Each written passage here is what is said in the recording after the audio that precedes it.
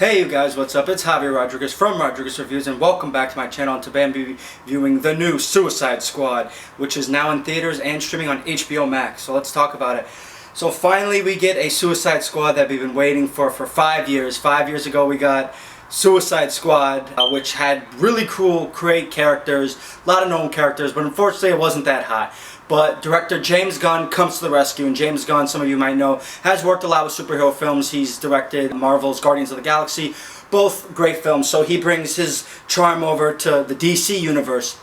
And I have to say, this Suicide Squad is very enjoyable. Definitely a huge improvement from the one that came out 5 years ago. So let's talk about a group of mercenaries who are in prison, and Amanda Waller gets these group of mercenaries on a mission to stop some experiments and crazy things going on in a South American island. So she hires all of these guys: a Peacemaker, played by John Cena, Bloodsport, Idris Elba, Ratcatcher, King Shark, and Polka Dot Man. So we have a lot of characters that maybe not too many fans might realize or recognize, but they're real superheroes. I definitely looked them up. We all know Harley Quinn. Harley Quinn is in the Suicide Squad, and Margot Robbie, she's just amazing as Harley Quinn. A perfect role for her cast. She's playing the role for about 5 years now.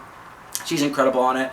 But a lot of these characters are new characters, and some might not know about. But they work really well too. And then on this mission too, they go on this mission to stop the South American island from doing these crazy experiments. And it's a pretty fun time. It's very more action-packed, has more action than the first one. Definitely bloodier too. And this is a rated R version of Suicide Squad, which I know the one that came out 5 years ago, a lot of people were debating whether or not it should have an R rating or PG-13 rating. And the first one had a PG-13 rating. This one has an R one. I think this one works better because when we think of the Suicide Squad, we know that these guys are villains, they're bad dudes, because they're in prison. They're not your average superheroes, but they go out, start ripping up. This one's bigger, more bloodier, more funnier. And James Gunn, you could tell it has the James Gunn direction style. He mixes the perfect well with humor to it without going over the top.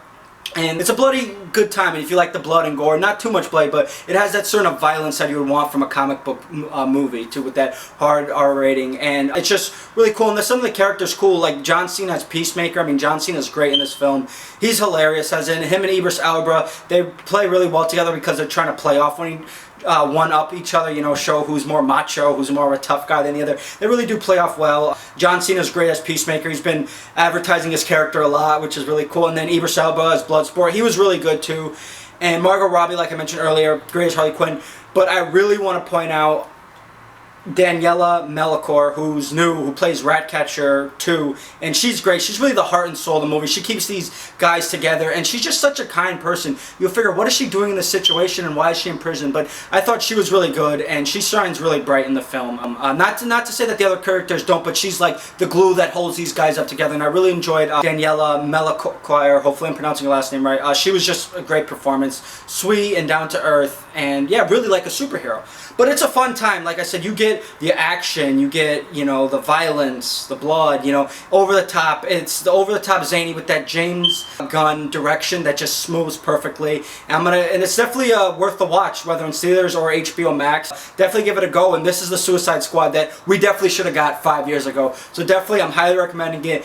Give it a shot. I'm gonna go ahead and give the Suicide Squad a B+. All right, guys, stay tuned for my next review.